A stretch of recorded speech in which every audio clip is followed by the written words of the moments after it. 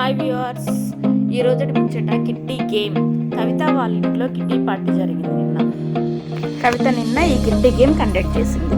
ఇది మీకు కూడా ఉపయోగపడుతుందని అనుకుంటున్నాను. ఈ గేమ్కి కావాల్సింది ఏంటంటే అగ్గి పుల్లలు, ఫోర్క్ అండ్ డైస్ యూజ్ చేసి డైస్ వేసి ఎంత నెంబర్ అయితే పడుతుందో అన్ని అగ్గి పుల్లల్ని ఫోర్క్తో తీసి ప్లేట్లో వేయాలి.